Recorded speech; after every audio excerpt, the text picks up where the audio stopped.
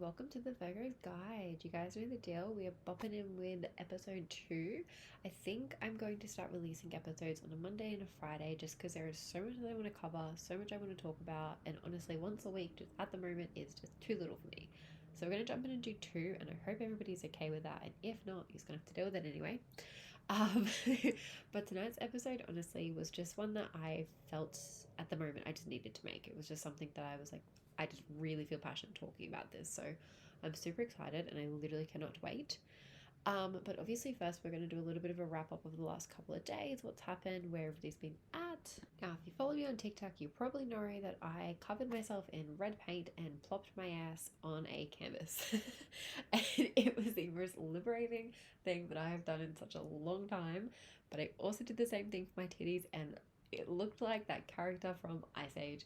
If you have not seen it, go check out my TikTok. It's on there. It's freaking hilarious. I don't know why I did it, but I don't regret it at all.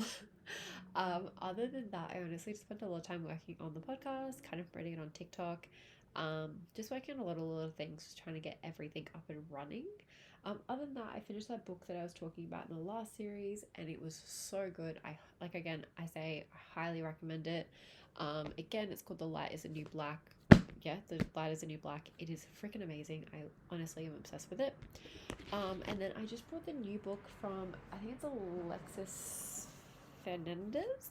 We're going to chat a little bit about her in this because it does kind of tie into what I want to talk about today. But her new book just came out and it's called Be Bold. Basically, it's about like manifesting your dreams and just kind of like getting rid of self-talk that you have and a lot more other stuff. It's pretty good. If you don't listen to her podcast, you should definitely go listen to it. Pretty sure it's called Do You Effing Mind? Do You Fucking Mind? I guess I can swear on podcasts, so awesome. But yeah, I've been reading that. It's been amazing. I've loved it so far. I'm really 50 pages in, but been obsessed. And then that's pretty much it. We were going to get a dog in our house, and our roommate decided against it. So we're all pretty upset about that, but that's okay. It is what it is, you know. And the same as last week, I want to come in and let everybody know something that I did this week that either or today that scared me or put me a step closer to my goal. So today I feel like I just did something that kind of scared me in a way because I really don't like going and doing things by myself normally, which is why this has led me to do this podcast tonight. But I just ended up taking myself on a date. Like I just went to the shops, I went to get sushi, I like took myself out for ice cream. I like did all these things that I'd been waiting around for 2 hours to like find somebody to go do it with. And then I was just like, what the fuck am I doing? Like I should just go to the shops myself. Like I can take myself on a date. Like that is fine. Um and yeah, I was just like, well, this is what I talk about. This is what I need to do. So freaking go do it. And it was so much fun. I loved it. So highly recommend take someone on a date when you want to, or if you want to go do something and like other people aren't there for you to do it, you are capable. You're a fucking adult. Go do it yourself. Take yourself there. You don't need anybody else to do it with you. But that was my little thing that I did today. And again, like last week, let me know what you guys did. Either tag me in your Instagram stories or just comment below or send me a message or whatever. I'm really curious to know if this is working for you guys as well. Okay, so let's get into the nitty gritty of the episode and what I want to actually talk about. And that is the power of being by yourself and kind of the power of being single. But I feel like I want to call it the power of being by yourself because you should be doing this even in a relationship. And I feel like that's where I made my mistakes, my previous relationships. But the reason I want to talk about it is because, like I said, it's something that has been so hard for me for so long because I find that I used to be so codependent on other people.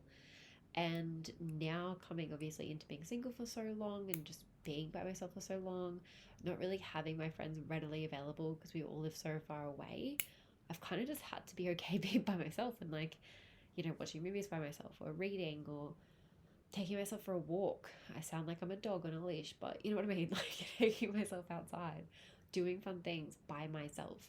And I feel like everybody should be able to do that and honestly should feel okay to do that. And I kind of want to give you guys little tips and tricks and steps and I guess stories of my own that has kind of helped me to be able to do that. So the first thing on my list of tips and tricks or whatever you want to call it is to find yourself a hobby or something that you enjoy and that is just yours. So if you're in a relationship, I feel like this is probably more important for you because when you get into a relationship, you're so intertwined with the other person. Everything they do, you do. Everything you do, they do. You kind of have to like each other's stuff, which I don't necessarily agree with, but it kind of is the way it is. But I think when you guys have your own hobby, or like, you know, say for example, if you like reading and the other person doesn't, you should keep reading and doing that, because that gives you an outlet to go and do and be by yourself. That partner isn't a part of it. It's your own thing. Only you're there. Only you're responsible for it. And you are the one that can take yourself to do that. So you get your alone time and you get to be independent. So that's kind of what I mean. Like, you know, it doesn't have to be reading a book. It can be playing sport. It can be going for a run, gym, Pilates, yoga, movies, nails, whatever the effort is. Like, just find yourself something that you enjoy and only you enjoy, that you like, you know, like going and doing every single time. So it's not a chore. Now number two, I would feel would be making sure that you take time out of your day each day, obviously, to, or even week, like even if you want to do it once a week, to have like a self-care day or a self-care hour or whatever it is. It could be literally meditating, it could be running a bath, it could be doing like face masks, taking yourself to get your nails, going and getting ice cream, like whatever you think is a self-care, I guess, tool for you. I would set aside time practically every single day, but if you can't do that, once a week, just for yourself to literally unwind and do the things that make you feel good. Because honestly, at the end of the day, if you don't feel good about yourself, one, why is the partner that you're with going to feel good about you? And two, you're going to be more insecure, worried, you know, upset, constantly anxious because you don't feel good inside. Does that make sense? Cool. And that brings me on to number three. So, what is your talk around self care and taking time for yourself? Are you somebody that feels really bad when you do it? Are you somebody who feels lazy, like you're not being productive? Are you somebody who loves it? Like, what is your self talk around doing things for yourself or taking time to care for yourself? Because I know for me, for example, I hate it. I love it now, but I used to hate it. I would always feel like I'm wasting time. I could be doing something else. I could be spending time with my partner at the time. I could be spending time with my friends. I could be watching a movie. I could be doing all these things that I want to be doing instead of actually taking time for myself and doing the self work and the self care. I think it's so important to do it, but there's such a stigma around it that when you do it, you're lazy, or you know, don't want to work hard, or you're just being a baby, you're being a whiner, like whatever it is. But it's generally so important to actually sit down and be like, no, I'm not being lazy. I'm taking care of myself. Once I take care of myself, then I can take care of other people. Have you ever heard that saying where it's like you can't pour from an empty cup? You can't give love to another person if you don't have enough love in your cup. I hope that makes sense. It makes sense when I heard it, but it's so true. Like, you can't pour from an empty cup. If you don't have any water, how can you give anybody else any water? Okay, and number four, I feel like it's going to be more for my single girls out there, but you know, if you're not single, listen on, because you never know what's going to happen in your life. Never think you're too safe. I'm just kidding, but not really. Be on your toes. I hope people know I'm actually kidding, but it is to be okay with the situation that you're in. For example, like if you just got broken up with, or you know, you're in a long distance relationship, even, or there's a situation that's happened and you can no longer be with this person that you want to be with, it's such a hard time to learn how to be by yourself, but it's such a crucial time to do it because you literally have no other choice. You could go hide it with your friends. You could spend all of your time just being with friends and family, which is great at the start. You should be doing it, but that gets to a point where it's like now you're just masking the actual issue. You need to, you know, once you're done with that grieving process, once you're done with needing your friends and family around, you have to stop and be like, okay, now I need to learn how to be by myself, because being single is honestly the most liberating, fun experience you'll ever have in your entire life. And a lot of people don't get it. A lot of people in relationships their whole entire life. A lot of people just, you know, end up with the person that they were in high school. They never change, they never grow together, and then they get married and hate each other when they're older. So it's such a great time to be able to be like, I can do whatever the F I want. I can have fun. I can be by myself. I can read a book when I want to. I don't now need to ask another person what movie we have to watch. I don't have to, you know, think about them when I want to go to the gym or when I want to go hang out with my friends. I can literally do whatever I want to do. But it is, again, like I said, when I was going through the thick of my breakup, like that's the last thing I wanted to think about. I didn't think about the benefits of being by myself then. And for ages, I did kind of mask it with my friends. I just, you know, as much as I love them all, and like it was a time in my life where I needed them and I needed people around me for, you know, a while. But it got to a point where I was like, okay, now I'm literally just hiding all of this. I'm hiding the way I feel. I'm hiding that I don't like being alone, because I've constantly got my friends around me. I've constantly got people in my life every single day. I couldn't have a moment by myself because I would just be sad. And that's okay. Like, you, when you're in this time, need to sit and be okay with your emotions, because that's what being alone is about. When you're in your bed and you feel sad, you need to feel that sadness. You need to sit there, be okay with it, acknowledge it, and then move on from it. Don't fuel it. Don't, go down the spiral. Feel it, be sad for a while, and then you can let it go after a little while. And then you can go back to doing whatever it is that you're doing.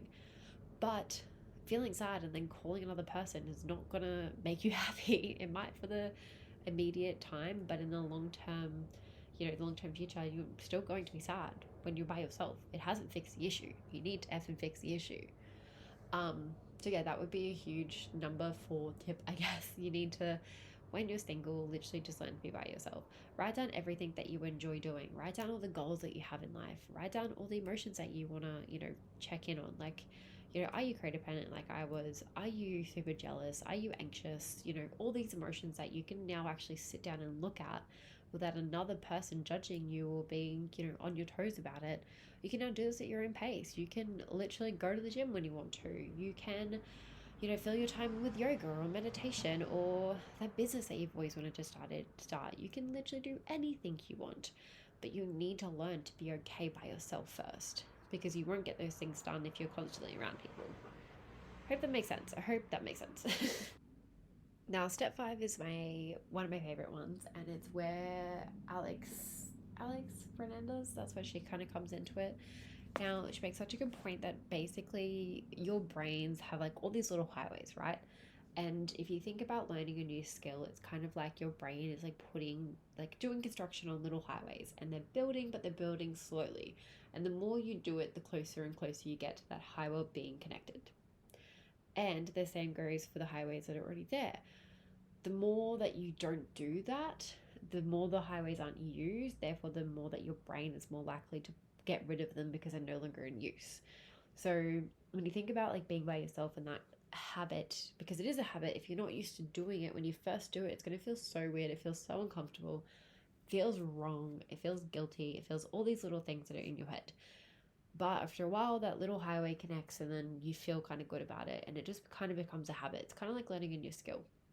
And then that little part of your brain that feels bad about it and feels like you shouldn't be doing it, eventually that highway starts to get less and less, and eventually you don't have it anymore. So that would be like my biggest tip in this, is you just have to do it. You have to keep going. You have to, when you think that you're going to pick up the phone and call a friend instead of when you know that you should spend time by yourself, just be like, I'm feeling a habit at this point. I'm feeling a habit of reaching out to people when maybe at this point I should be spending some time by myself and doing some self-care. Don't get me wrong, there's definitely points in your life where that you do need to be around your friends, you do need people there for you, and I think those times are really, really good to reach out to people. But when you know that you should be by yourself at some point, because you want to read a book, or you want to do an assignment, or you want to just watch a movie, or you want to take a bath, or whatever it is, but instead of doing those things that you want to be doing, you go and hang out with somebody else because being by yourself is not that great, or you're not used to it yet, at that point, that's literally a habit. You have to stop it. That's the time where you do sometimes need to be like, I don't really need to hang out with people today. I should go be by myself, and I should go run a bath, watch a movie, whatever it may be to you.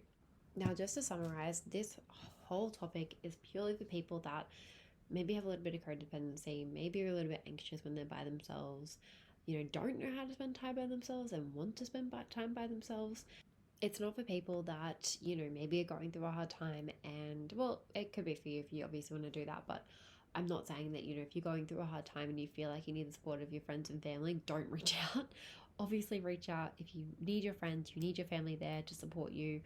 100%, reach out to them. But if you do know that, you have a little bit of codependency issues, you want to be spending more time by yourselves, but you don't know, I feel like this podcast is going to be so good, and you will feel so much better after it, like so much better. Speaking from experience, the moment when you can be by yourself, or you're sitting in your room and you realize that you generally do not need another person around you to be happy, because you were just happy being by yourself and chilling and doing your own thing, is the most freeing, amazing, happy experience that I've ever had. from somebody who used to be so codependent and so, needy and needing somebody there and all of that kind of stuff, to now somebody who generally doesn't care. Like, I don't need you to hang out with me. I don't need to have another person around me. I don't need a boyfriend. I don't need, whatever it is to be happy. I'm happy by myself. If somebody else wants to come into my life and somebody else, wants to rock up in and have a good time with me, that's great. I'm there for that. Like, I love that for us. But you better not like come up and ruin my alone time. You better not come up and be like all up needy and my all up needy. That's not even a word. But you better not be all needy up in my space. And if me and you get together now, like, you need to have done the work. You need to also be in the same like wavelength as me. And that's come because now I know that I'm okay by myself. Now I know I don't need to date the first person that thinks I'm cute or likes me back or is decent enough to me to be a boyfriend. I can just wait for the right person to come. I can wait for the person who is absolutely effing perfect for me, because I know that I don't give a shit either way. If you don't come in the next couple of years or 10 years or whatever it is, I am so happy right now. I am so happy. I will travel. I will do all that kind of stuff. I'll do it all by myself if I have to.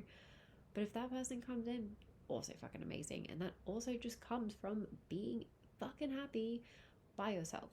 And I know I'm harping on about this, but I just feel like it's so, so amazing to have that feeling. It's so freeing to know that if that person walks away, you are going to be just fine. You are going to be happy because you have your own life, you have your own friends, you have your own hobbies, you have things that are yourself.